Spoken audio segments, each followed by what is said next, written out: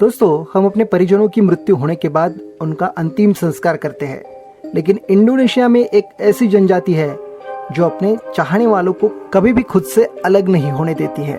मरने के बाद भी इस जनजाति के लोग अपने प्रियजनों को अपने घरों में रखते हैं और उनकी सेवा करते हैं।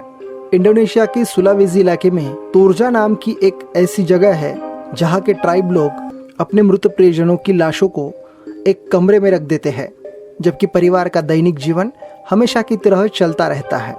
वह किसी भी भय और खतरे के बिना एक शांत जीवन जीते हैं। वे अपने परिजनों के मृत शरीर को लकड़ी के एक ताबूत में रखते हैं और उसे लिविंग रूम में रख दिया जाता है। इस ताबूत के पास परिवार के लोग अक्सर इकट्ठे होकर इन शवों से बातें करते हैं। इतना ही नहीं, इस मृत शरीर से रोज उसका हालचाल पूछा जाता है। इस ताबूतनुमा बॉक्स को बहुत ही अच्छी तरह सजा कर रखा जाता है। रंगी बिरंगी और आरामदायक बिस्तर पर लिटाया जाता है। दरअसल ये लोग मानते हैं कि जिस मृत शरीर को उन्होंने लिविंग रूम में लिटा कर रखा है वो बीमार है।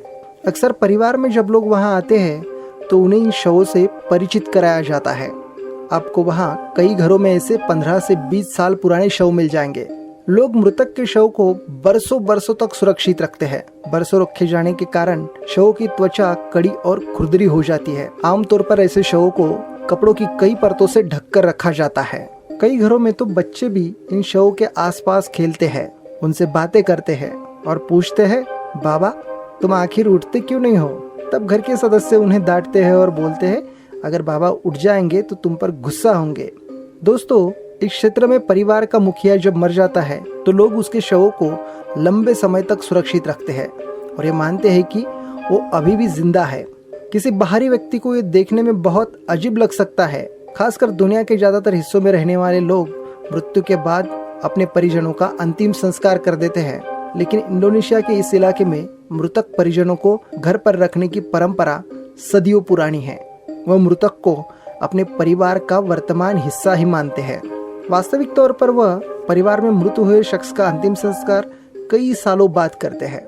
परिवार के लोग मृतक की खातिरदारी किसी बीमार की तरह करते हैं। उसके लिए रोज खाना लाते हैं, पानी रखा जाता है, साथ ही दिन में 2 बार उसे सिगरेट भी दी जाती है। इन शवों को नियमित रूप से नहलाया भी जाता है और उनके कपड़े भी बदले जाते हैं।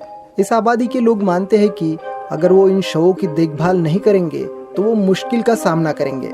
मृत शरीर पर खास पत्तियां और औषधियां रगड़ी जाती है ताकि ये लंबे समय तक सुरक्षित रहे।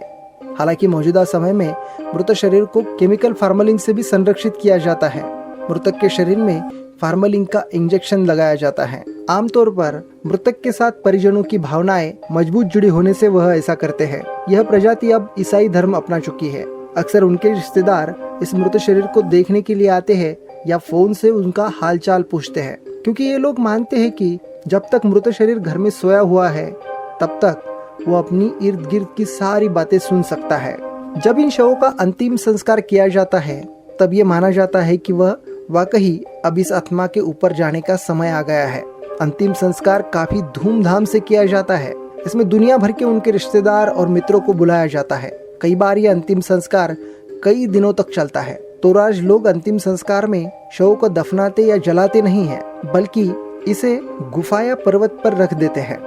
इसके लिए गांव के करीब ही किसी पहाड़ी को खोदकर इन शवों को रखने की एक खास जगह बनाई जाती है। तो दोस्तों, आज की एक खास जानकारी आपको कैसी लगी? अगर अच्छी लगी हो तो वीडियो को लाइक करें और शेयर करें। साथ ही हमारे चैनल को सब्सक्राइब करना ना भूलें।